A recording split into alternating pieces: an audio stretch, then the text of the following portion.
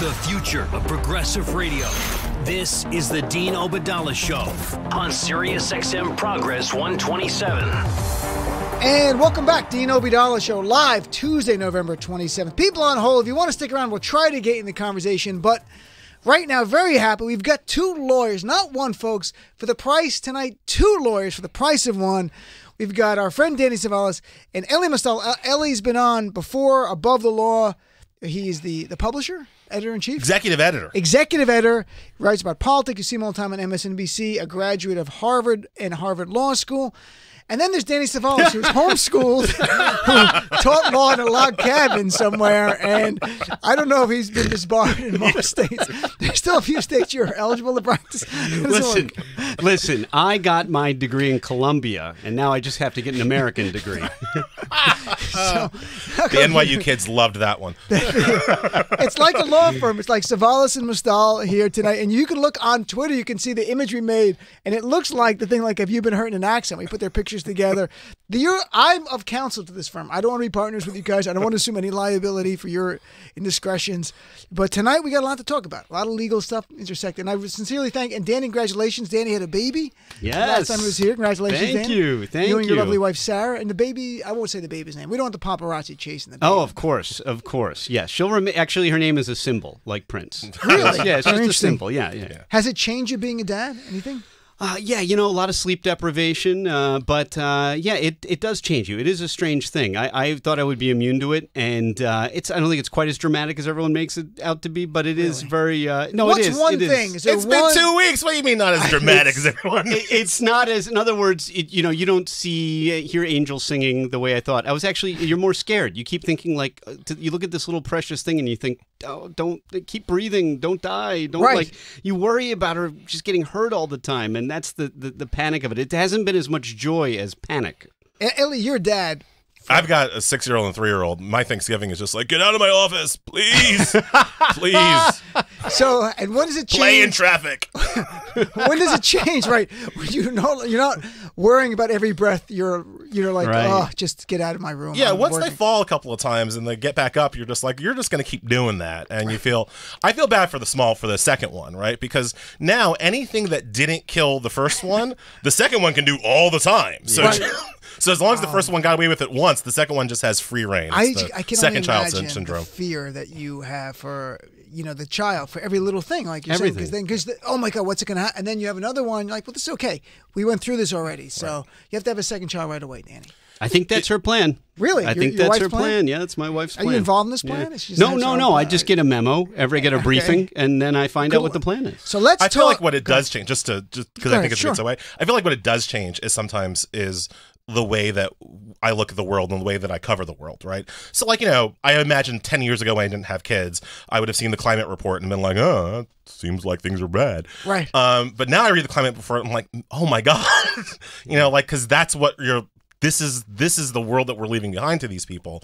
And so I think parenthood has raised my level of urgency with some of the issues that we discussed. He is so right about that. In just the last few weeks, I've already started thinking about, you just start thinking about everybody in terms of at some point they were this helpless baby that I have to change and make sure it survives. And it's already softened me in just a few weeks. I feel enlightened, Dean. Wow. So maybe you're now a progressive? Have you moved Yeah, over? maybe. Danny doesn't give his politics, but I know some people aren't. They always think that Danny's somehow a conservative or something. He's not. Well, next to you, Ralph Nader seems like a conservative, Dean. When we talk the law, there's not liberal or conservative. It's the law. There's not Obama judges. There's not Bush judges, as Chief Justice Roberts says. So let's talk about Donald Trump tweeted just about 30 minutes ago, and it actually leads into the first topic. He tweeted again tonight about the Mueller witch hunt. He said the Mueller witch hunt is a total disgrace. They are looking at supposedly stolen, crooked Hillary Clinton emails, even though they don't want to look at the DNC server, but have no interest in the emails that Hillary deleted and acid washed after getting a congressional subpoena. And today he did 3 tweets about Mueller, and one of them was attacking Mueller personally, saying they say he's a saint. Actuality, he's the exact opposite, which means he's evil and he's a criminal and he's bad stuff. He's doing tremendous damage to our criminal justice system. It seems is the acting AG, Trump's BFF, Matthew Whitaker, feeding this guy information? Because it seems like a different level of urgency. Speaking of urgency, a different level of urgency now. And I like Trump desperation. It smells like victory. It's like napalm in the morning. It brings me joy. But something's up. I really feel it. What do you think, Elie? Yeah, I don't think it's necessarily feeding him information. I just think that he's afraid, and the walls are closing in. Right, like we're nearing the end game of this Mueller probe, one way or the other. If he talks to any of the people that he knows that have talked to the Mueller investigation, we all know what they're looking at this point, right? We all know that they're looking at, the Trump Tower meeting, WikiLeaks emails. Like we know what the thing is going to be, and he's afraid. And so what we're seeing right now is his pre-discreditation of the report when it comes out. He's trying to soften the ground so that his base, his supporters, don't believe the report that he knows is coming, and he knows is going to be significantly damaging to him. Danny, he's been doing that for a year, obviously. Here, I want to play a clip. Lauren, let's play a clip. This is Alan Dershowitz today giving Trump literally advice on air. Oh, God. On Fox News about the report. He said something I was not aware of here. This interesting thing. Let's play clip number 5. The president has to be ready, and his team has to be ready, because Mueller is not going to produce a neutral report. He's not going to be fair. He's going to produce what he believes is going to be a devastating attack. He's going to put together everything. He's going to use information from Manafort and others without necessarily disclosing that they're liars. And so the president's team has to be ready, and that's why I've suggested that the president's team demand that on the day that the Mueller report is released, that their report is released as well, that the public gets a chance to see both reports. In other words, that when the Mueller report is produced to the Justice Department, it has to be turned over to the team. Well, how can the president's team prepare a statement not knowing what's in the Mueller report? Here's the way what has to happen. Mueller report gets sent to the Justice Department. The Justice Department doesn't release it. It sends it over to the president's team. Right. They then have a week to write a rebuttal looking specifically. Then once their rebuttal is ready, both reports are released at the same time. That way the American public gets to see both together. Danny, Dershowitz talks about this week like it's in a regulation or statute. Is he just sharing, though, perhaps something he knows from the inside, from the Trump world, that, hey, we've made this deal. DOJ is going to give us the report for a week.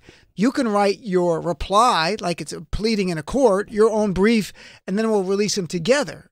It seems like something that Dershowitz finds fair, but there doesn't seem to be any precedent for that kind of demand or any kind of guidance or anything that would require the Mueller team to do that. So why would they do that? There is something that he says that I sympathize with as a defense attorney, that often federal prosecutors cooperate witnesses and they rely on what the cooperating witness tells them. And oftentimes that cooperating witness is a convicted liar or a criminal or something else. But that's been the nature of criminal prosecution at the state and federal level for centuries. That if you use a cooperating witness, the government acknowledges that this is somebody who has questionable morals because they're not cooperating out of the goodness of their hearts. They're cooperating because they're criminals and they got caught. And oftentimes, and this is the defense attorney in me talking, they will say or do anything they have to minimize their exposure. So to that extent, Dershowitz isn't completely off. The notion that the Mueller team should or is obligated to, or there's some moral imperative for them to turn over the report and allow the Trump team to write a rebuttal, I don't know, Elie. I mean, is the Trump team even comparable to the Mueller team? I mean, the Trump team, as far as I can tell, is fake news. Here's a response: fake news, crooked Hillary, blah blah. He put all his tweets together in an article and go, "Here's my response." But even in terms of manpower, I mean, okay, so there's Rudy, and Rudy. I just don't picture Rudy, and I know Elie is a veteran of big law. I don't picture Rudy sitting in a warehouse with boxes of red welds of documents reviewing all the documents. I think he's on TV. I don't think this team could put together a rebuttal to a Mueller report. Elie, to touch on what you said earlier, he's been marinating his base in beyond reasonable doubt, like just destroying this report. So he can write anything in rebuttal, frankly. They're already there. They already do not believe the report. They will not believe the suggestions or recommendations for articles of impeachment. They're there. So I imagine that their rebuttal will just be going through the Mueller report and putting like a big red X and be like, no, disagree. Like that's all they got. Fake news. Right? Denied. Look, Alan Dershowitz, and full disclosure, I had him in law school. I liked him in law school. Is a fantastic television lawyer. Right. And he is doing exactly what you would do if you were Trump's lawyer on TV trying to convince the TV audience to like vote for you over Christina Aguilera or whatever he thinks he's doing, right? But I want to use a different TV analogy, and that's one of my favorite lawyer television shows. It's old. It's going to date me. It's called The Practice. It had Dylan McDermott on it. It was about Boston. It was these like scruffy, like street level lawyers, like fighting the good fight. And they were criminal defense lawyers. And one of their things was called Plan B. And that's a real defense tactic. If you have a client who is guilty and you are trying to, if you have a defendant and you are trying to argue for his innocence, you have to give the jury somebody else who could have done the crime. You have to plan B somebody else. And that's basically what the Trump team is trying to do right now. Don't look at me, look at Hillary Clinton. Don't look at me, look at these emails. Don't worry about this investigation. What about all the other investigations? Like it's a real kind of, it's a basic tactic. And I'm not saying that it's a dumb one even. I mean, it's one that works sometimes. Pay no attention to the man behind the curtain, right? Circa Wizard of Oz. Now here is on Fox News, Judge Napolitano, who I've grown to respect more and more. In fact, when I was a lawyer, he was a judge and I appeared before him. Really? I had a case before him. And I'd been on his radio show a couple of times. He didn't remember. I was just one guy arguing a motion when he was a judge. And he was a tough judge. I remember that everyone's like, oh, before Napolitano. Here he is today talking to the Fox News audience about the roadmap that Mueller's going to reveal and the problems it might cause Donald Trump. And he actually talks about the number of contacts that I had not even quantified between the Trump campaign and Russia agents. And I think this is great that he said, so here's clip number 3. It would suggest to me that the Mueller team is ready to give us a roadmap, and we may get the roadmap between Russian agents and the Trump campaign. We may get the roadmap in this hearing to determine whether or not he lied. What do you mean by a roadmap? What evidence? Like what he's about to do? Well, no, what evidence they have found showing a connection. We already know of 87 communications between the campaign and Russian agents. Mm-hmm. If there is a roadmap, it would show what agreements were made between members of the campaign and, if any, and Russian agents. But the first question you asked me about where the report would go, Bob Mueller can speak through means other than the report by filing documents in a court. There could be sealed indictments already. Yes, it wouldn't surprise me if there are, meaning the grand jury has indicted, but grand jurors are sworn to secrecy, and the document is not yet made public. So Danny and Elie both nodded that Mueller can speak beyond the report, because we've covered this with Danny, that the report by statute, by regulation, goes to DOJ. They could sit on it, and they could do nothing. So how are the other ways, can both of you guys chime in, how the report, if it's not itself given to the public, the information contained in it gets to us? We paid for the report, by the way. It's taxpayer funded, so we have to get some information. Elie? So I think that this is the most significant part of the revelation of Manafort re-lying.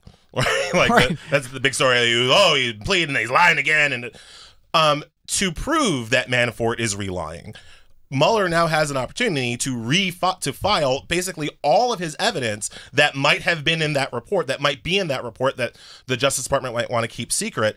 Now he gets to file it in an open court to prove that Manafort was lying again. So I think that's potentially very significant. The Manafort re-lying is almost like Matthew Whitaker protection, right? So if Whitaker tries to kill the report or hide the report, this is now another way for Mueller to get it out there. And I had Congressman Mark Pocan on, who was, a mid-level Democrat. He's co-chair of the Congressional Progressive Caucus, who said they would bring Mueller before them if they once they get control of the House January 3rd. And he can testify to what's in that report. And there might be some things that are not allowed to, but besides that, we paid for it. We might not get the report. DOJ can sit on it, but we still will get what their findings were. He can talk about it and they could subpoena him. But Danny, what do you think about how we find out about the contents of the report if DOJ won't give it to us? Well, there's another way that we find out, and we've already briefly discussed it. We find out Mueller shows his work by indictments that eventually become public, and it's already happened. When he indicted several, I think it was over a dozen Russians that will probably never see the inside of a courthouse. Right. He used what is often called a speaking indictment, which means this. Most indictments allege the bare bones amount of information in them so that they don't overcommit, but it's enough to get the indictment for the grand jury to return a true bill.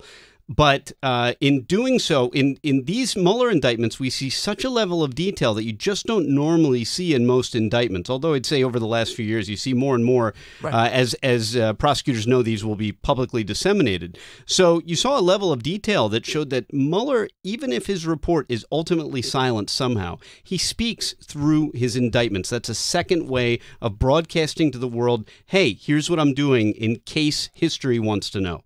So let's take a quick break. Come back. I want to talk about Paul Manafort. Elie touched on that. Paul Manafort was breaking news yesterday and this morning, continues that Paul Manafort's plea deal is gone. And he lied to Mueller. And what does this mean? How rare is this? And what's the next likely step? So let's take a quick break. Come back more with our friends Danny Cevallos and Elie Mystal right here on the Dean Obeidallah Show. You're listening to the Dean Obeidallah Show, where we crush Trump's lies every single day. On Sirius XM Progress 127.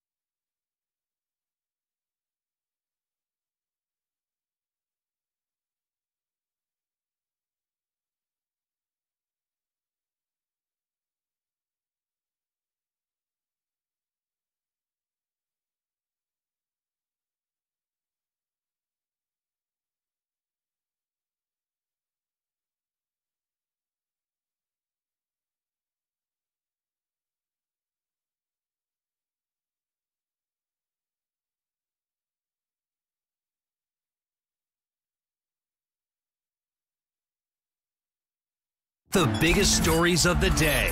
Right now. This is the Dean Obeidallah Show on Sirius XM Progress 127. And welcome back to the Obi Show, live Tuesday, November 27th. In studio, two great lawyers. It's a legal beagle team, my friends. I am of counsel. These two are the partners. Elie Mystal, you see him all the time on MSNBC. He was the executive-in-chief editor, poobah king of Above the Law. He is created Above the Law. He is above the law himself. And Danny Cevallos, NBC legal expert. We have him all the time, and glad to have you both here. So we're talking about Paul Manafort. The big shift here is we learned last night Manafort, to remind people, had entered a plea deal September 14th on the eve of a second trial.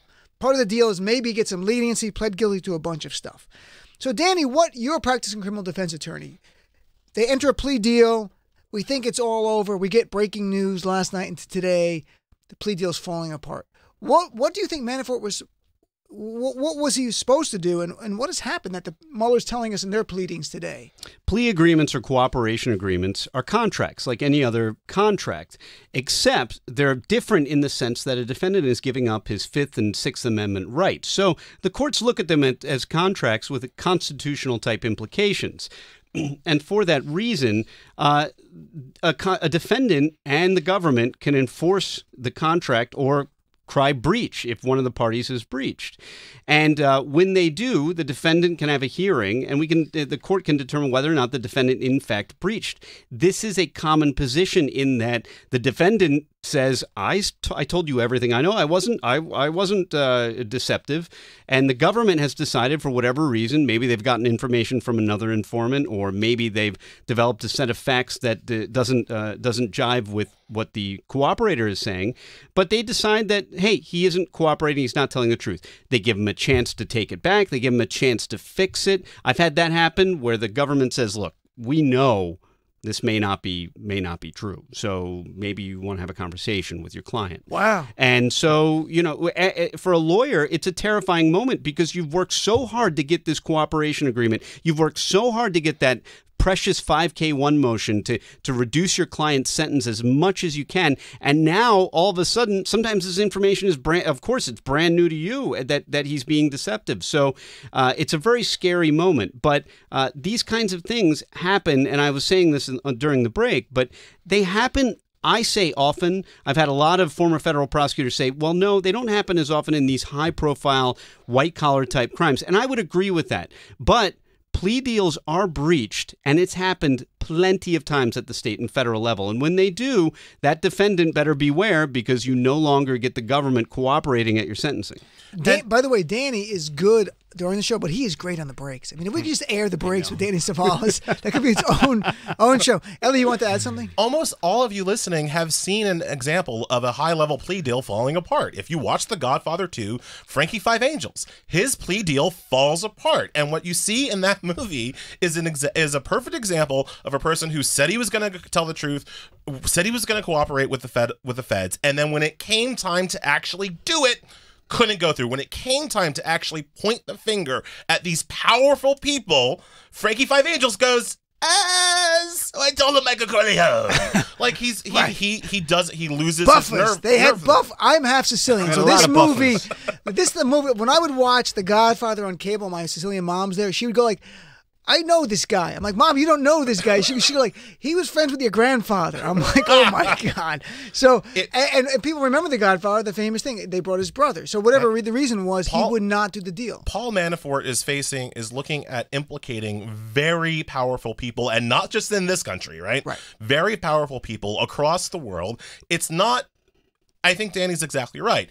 It's not shocking that maybe he lost his nerve at the end. It's surprising. It doesn't happen often, but it happens enough that going to kind of spinning off into kind of wild conspiracy theories is probably not the right answer. Well, let's get to the point of guessing why. But lying to the Federal Bureau of Investigation Department and the court in advance of sentencing that sets forth the nature of the defendant's criminal crimes and lies. So, Danny, are we going to expect to see true details about what he lied about?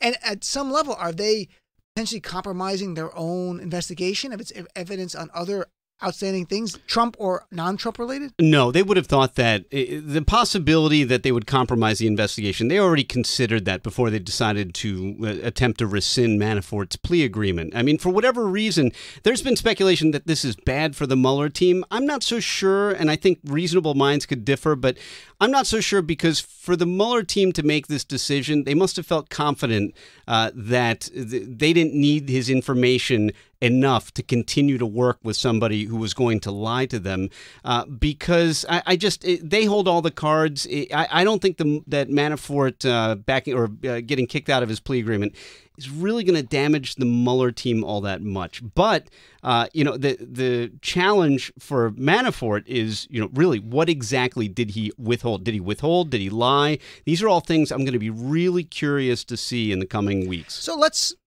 speculate what Paul Manafort lied about. And because that's the question. There's no wrong answers. This is fun. It's like brainstorming. Yeah. And Elie wrote a great article, and I read your article, because we don't know in the Mueller pleadings what he lied about. They just say here, ominously, a detailed sentencing submission will set forth the nature of the defendant's crimes and lies. I watched different commentators all guessing. So your turn. Elie, what do you think it was? Or many things. Is it more than one? Yeah, I think if he lied and if it was material, it was about how much Trump actually knew. And the only way they would be able to know that he was lying is if they have other evidence and another source telling them what Trump probably really did know, right? And I think, to go back to Danny's point, the reason why I'm not sure that this is particularly significant is that you have to remember, put it like this, if you were trying to convict Trump in a court of law and Manafort was your star witness and this happened, this would be bad. Right. But you're not actually trying to convict Trump in a court of law. You're not even sure if you can indict Trump in a court of law. That's not how this plays out. The only way to remove a sitting president is impeachment. So if all they were looking for was information, it's not clear that Manafort saying that he was going to give information and then rescinding that doesn't have a lot to do with Mueller's report, which is what we're going to have, not like an actual trial.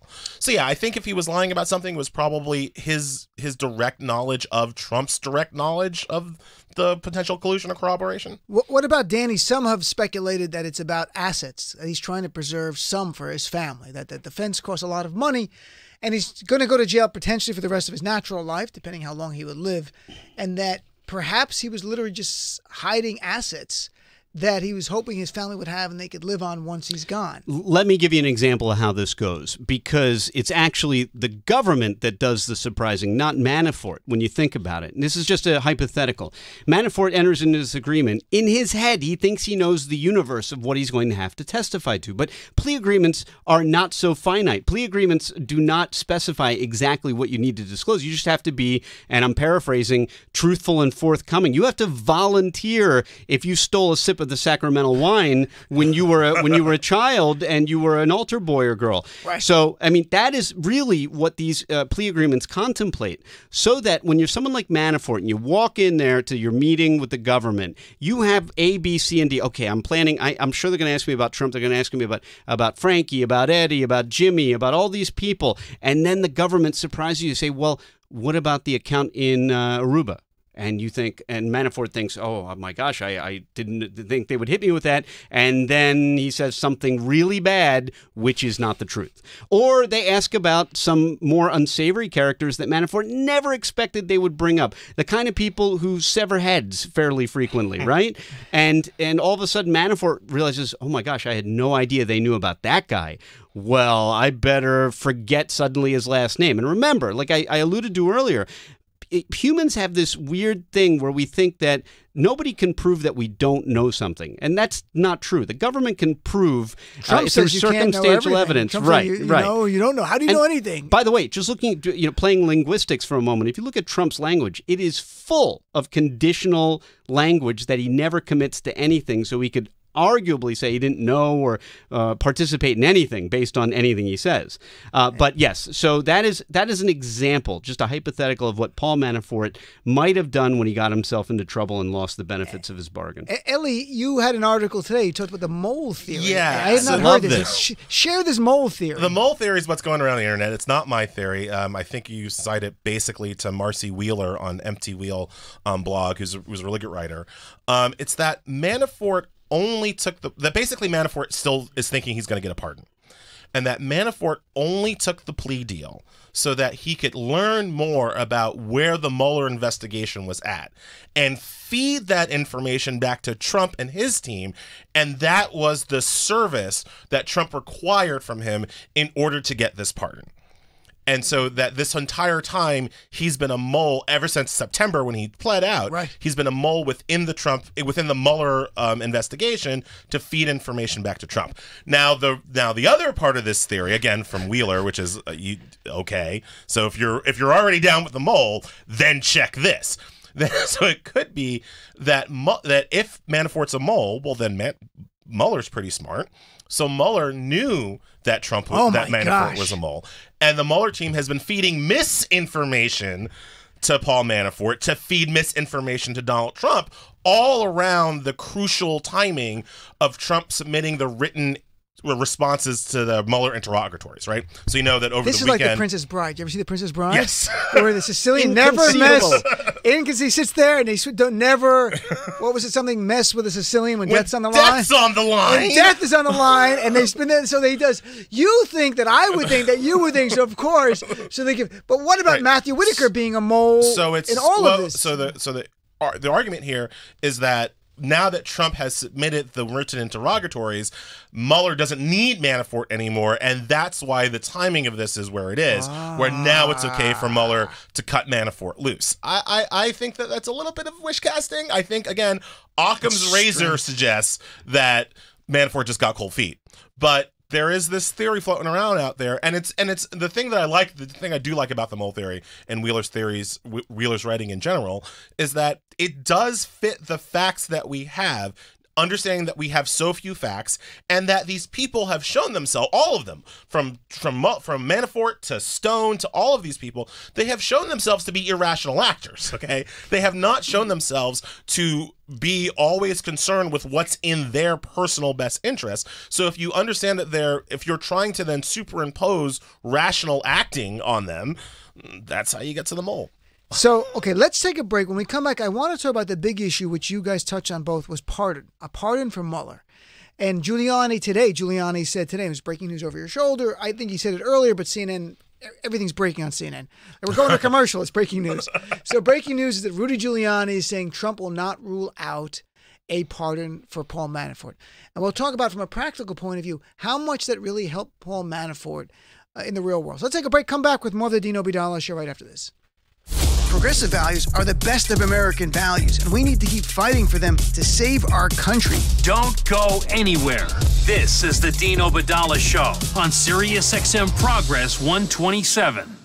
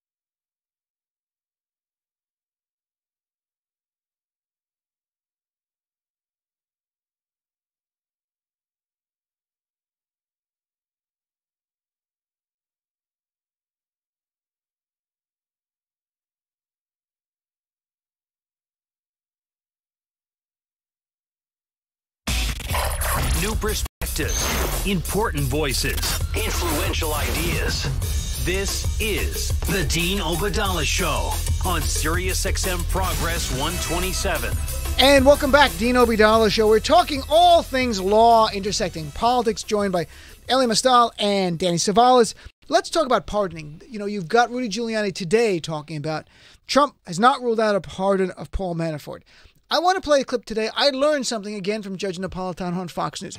I don't watch Fox News except during the show it's on, but I'll see clips pulled on Mediaite and Raw Story and stuff. I thought this was really interesting about what that Paul Manafort already had pled guilty to. So let's hear clip number 4, my friend Lauren.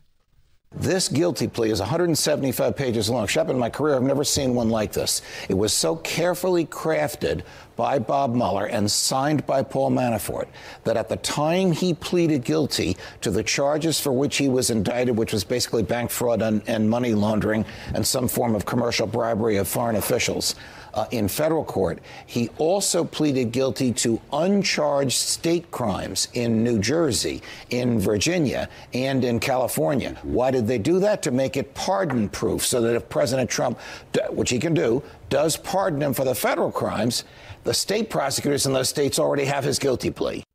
That's how did I not know? And both these gentlemen told me in the break they knew this. How come this didn't get as much press coverage? Because that should be talked about in every conversation now. That Rudy says Trump might be able to, he might pardon Manafort, but they could say, but he still would be all these other state crimes where the AG in California, I think it's Javier Becerra, isn't Becerra? And I mean, they're all Democrats in these states. In New Jersey, they would prosecute in a second. Yeah. There's no doubt about it. What are we missing? How come we didn't hear about it? So what do you two gentlemen who are legal experts here, what have you heard about what he pled guilty to? I mean, even if you don't know the actual site here, but what are we talking about? Serious offenses? No, but the important thing for me is I don't know that he's actually been convicted. I think he admitted to that conduct. Right. I don't know that he was convicted of it. Right. So the idea being that it would constitute an admission later on if there was a state criminal prosecution, but I don't believe, and I may be wrong, if Mike from San Diego's listening, he might jump on me, but I believe that all that does is set up an admissible admission by Manafort in a subsequent state prosecution. But the important point is that, as we know, a federal pardon cannot reach a state crime. So if he, for example, admitted to conduct, and I believe it was conduct in violation of state tax law, which would make sense because a violation of federal tax law can also be a violation of state tax law, depending on the breadth of the conduct, then in that situation, it's an unpardonable offense. I guess it is pardonable to the extent that it's in a jurisdiction that has a governor who can pardon a state crime. But if we're talking about the Eastern District of Virginia and the D.C. cases, then, I mean, we probably have a feeling for whether or not that governor or that mayor is planning on doing that. Actually, I don't know how they pardon in D.C. So he that was convicted in the Virginia case, right? Like the first case. Yes, he was convicted in the Virginia case, right. So that became the point. And this is why I thought it was interesting that Manafort didn't take the plea deal before that first trial. Once he got convicted in there, this all became unpardonable. Like that was Trump's last best chance to pardon his way out of the situation. Yeah, agreed. And once Manafort took that conviction, we've been done with the pardon thing for a while. I think the reason why, I mean, your bigger question is like, why haven't we heard about it? I think it works for media, right? Or it's a better tease, right? Can Trump pardon Manafort? No, like that's the answer. And so I think that, and I think that people also kind of forget. I mean, law can be complicated, and we have many jurisdictions and whatever. And so, yes, the fact that Trump can pardon him for some things but not other things still lets people on Fox and lets people like Trump feel like they still have some power over this train that left the station a long time ago. Well, I think you both make a good point, and Judge Napolitano does. Again, in his defense, he's been very honest on the law, and that he hasn't actually pled guilty to these state crimes, because you'd have to go, Danny, wouldn't you have to go to that jurisdiction to actually plead guilty? Could you plead guilty in the Virginia case? No, not in this. No. That was the point. Go ahead. Right. No, not always, not necessarily, but yes, the way they set this up, he's really just admitting to that conduct, which becomes incredibly easy to admit against him in a subsequent state prosecution. Okay, so that's what it's about. That's really, that's what it's about. It's basically setting up a slam dunk for any state prosecutor who would want to go after him, which would be, I assume, in D.C. Well, which is not a state, but you understand. I mean, here's the question that people always have to ask themselves: are you interested in getting all of the people who had these shady dealings with Russia, or are you interested in getting Donald Trump? Because Robert Mueller is laying out all the people who had shady dealing with Russia on a platter. He is lining them up and he's knocking them down, and those people are going to jail. Right. If you're interested in getting Donald Trump, you have a different problem. And that's why I keep coming back to the only way to remove a sitting president is through impeachment. Trump could be tried and convicted and sent to jail, and he could serve out the rest of his term in jail. Constitutionally, the only way to remove him is impeachment. So when you're talking about getting Trump, you're talking fundamentally about a political problem, not a legal problem. The legal problems, Mueller is knocking people out of the park right now. Yeah, let me jump. Can I jump right on that? Because Elie brings up a really good point, which is a lot of people will say the whole reason that there's a question whether or not the president can ever be even arrested or charged with a crime is that he's the only human being that if you arrest him, you arguably arrest the entire executive branch. And a lot of people say, well, the vice president can serve. No, that's not how it works. It's just like Elie said. The only way to get a president out of that office is impeachment while he's still alive, that is either his term expiring or an impeachment, and a conviction of any crime requires removal from the office. But if you were able to arrest the president and put him in a jail cell, he would be the president from that jail cell unless and until he's impeached and removed. We've had this very discussion, Danny and myself. So if Trump just literally fleed the jurisdiction, he's still president. Yeah, we don't have in our Constitution, and we thought about it. I mean, like if you go and look at this, we thought about having an abdication rule, right? Because that was the thing that the kings did, right? And it was thought that we didn't need an abdication rule because we had a democracy. Ha ha! But there's no other way to get rid of them. The 25th Amendment, impeachment, or So we're going to see how this plays out in the near future. I'm just waiting for a report. I don't know if the timelines are similar, but within 3 weeks of Ken Starr doing his deposition of Bill Clinton, his report came out. So I'm wondering if it's similar with the answers to the questions that Mueller is getting. Are we that close? Do you guys think we are close to report time? If not, what do you think is next? Let's play the game. What's next with Robert Mueller? What do you expect? We have very short memory spans because several months ago we were talking about Mueller being almost finished. And just in my experience with run-of-the-mill federal cases, cooperation, that process, putting off sentencing until the cooperation is complete in a case like Manafort's, that can take up to a year. In a gigantic prosecution investigation, I should just call it an investigation right now, white-collar type investigation where people are going over terabytes of data. I think the investigation has gone incredibly fast. So it would not surprise me if we were sitting around waiting for yet another year. That may sound extreme, but somebody save the tape. Control room, save the tape. Because if we come back here in a year, I want a cake. I want a cake with one candle in it. So your prediction is right now we're not close to an end. This might go on, who knows, 6 months, a year, 2 years. Well, I'm just saying, I feel like we're always saying, this is probably almost the end. And my experience is quite the opposite, is that the federal government, the Department of Justice, takes its time with investigations because they feel like they have to get it right and they have to get an airtight case before they indict anyone or issue any report. That concerns me more that Trump's got his buddy there as AG, that this is not close to an end. I was really hoping it was close to an end, to be honest. I don't call him the AG. He's not the AG. He's the acting, the temporary, the transient. He's a pretending person, right? He is a hologram sitting in that office. He doesn't belong there, right? No, look, I think that we're close to the end of the obstruction investigation. Like I don't see who else you interview anymore on that. I think we're close to Mueller saying something about Trump's, I think, clear obstruction of justice. The actual collusion with Russia, I agree with Danny. I don't think we're particularly close on, in part because, and again, this kind of goes back to what are you really concerned about? Who do you really want to get? If the Russian government colluded with an entire political party to influence and steal an American election, that's a lot of tendrils that must be run down, because we must know exactly what happened, exactly how it happened, exactly who's responsible, so that we can make sure it never happens again. So I think that's a much longer term event horizon. The obstruction thing, I think we are nearing the end game of that. I don't see who else we interview. So let's talk. We only got a few minutes. So I was going to get into the other issue. We're going to get into the meeting with if there's any illegality with Julian Assange, and do they really meet with Manafort? But that's disputed. We don't know what went on. I was intrigued, though, by Trump calling a judge who he didn't like his ruling, this asylum ruling on a case, which he was just following the law, literally following the statute, because Trump is trying to rewrite statutes by executive order now or by regulations. He called him an Obama judge. And Chief Justice Roberts responded saying, we don't have Obama judges, we don't have Trump judges, Bush judges, or Clinton judges. What we have is an extraordinary group of dedicated judges doing their level best to equal right to those appearing before them. That independent judiciary is something we should all be thankful for. Do you recall another president? People brought up Obama not being happy with Citizens United. Besides that, which is true, he did say at the State of the Union he wasn't happy with it. Can you recall a president of the United States? Then he went back after Roberts after this. Can you recall? And is there some end game we're missing that Trump is doing this to have a fight with Roberts? Is there? Because everything's about how does it help Donald Trump? That's everything. So when I heard this fight, I'm like, is he doing this? Is there anything he can think of? Roberts has to recuse himself. How can that help him? I don't see how that helps him. No. Is there anything that helps Trump in this?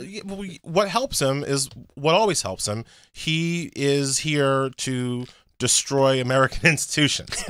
And if you destroy trust in the courts, that furthers his, quite frankly, authoritarian aims of being the only person you trust. And so anything that Trump can say that decreases the American trust in anybody other than Trump helps Trump. That's why he's doing it. Yeah, you're giving Trump too much credit that this is some high-level chess match that Trump is playing with the judiciary. He doesn't even understand how the judiciary works. He said he was going to file a complaint on a decision that he didn't like. Where's the complaint box for the federal judiciary? I've had a lot of rulings that didn't go my way. There are a couple judges I'm still angry with. I have a lot of things in my complaint box. He also complained about the Ninth Circuit, but this was a district court judge's decision. He doesn't understand the judiciary. Apparently you don't need to get elected president. No, but I think it's a mistake to ascribe any high-level strategic thinking to this. He just likes taking on icons to show that he's not afraid of anybody, unless you're Saudi Arabia and unless you're Russia or whatever. But make no mistake, and I think this is I've written a whole thing about this on Above the Law, but make no mistake, this whole spat between Trump and Roberts is why we are tear gassing people at the border. It's a direct one-to-one court. Please explain. Because the district judge that he didn't like, what did he say? He said that Trump couldn't change the asylum laws over, willy-nilly, right? There's a statute of it. What did Trump want to change? He wanted to change our asylum laws from being able to apply for asylum if you enter the United States to making it so that you can only apply for asylum if you enter at a port of entry from the United States. John Roberts rebuking him was actually John Roberts signaling to the other conservative court watchers that Trump does not have 5 votes to uphold his asylum ban. Right? So that Roberts is going to follow the settled law on this as opposed to what he did with the Muslim ban. That leads then to migrants at the border understanding that they have these rights that are trying to be taken away from them to rush the border, right? That then leads to Border Patrol, who knows that they cannot let these people in, because if they let these people in, they have a right to their asylum hearing, and that's how you get to the tear gas. It's very interesting. Trump trying to get around the law using by menacing people at the border. I've got to take a break. That's a very interesting point. Let's come right back with more of the Dean Obeidallah Show. Dean Obeidallah Show on Sirius XM Progress 127.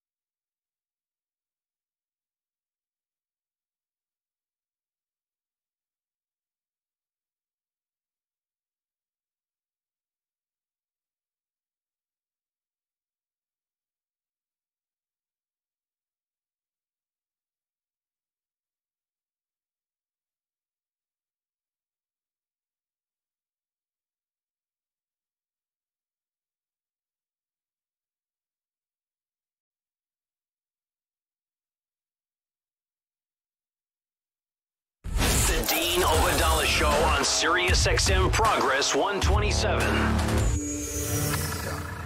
And welcome back, Dean Obadala Show. We've got a minute left with our friends here, Elie Mystal and Danny Cevallos. Great guys. See him all the time on MSNBC. Gentlemen, Danny, we only got a minute. What's your usual thing? What are you going to do here? Oh, how much time? About a minute? Well, if you don't mind, I'd like to do a complete reading of the Dead Sea Scrolls. May I begin? Of course. No, we don't have time. Danny always has something. Do we Brothers have Karamazov, time what was for the other that? thing? No. Why don't you tell people where they can find you on Twitter? Better one. At Cevallos Law. But let's get to Elie. Forget me. Elie, and people can follow you at Elie NYC, ELIE NYC. And check check above out the law. Come on, it's the Above best. the Law. If It's you're a lawyer, a great it publication. rocks. Do you read his stuff?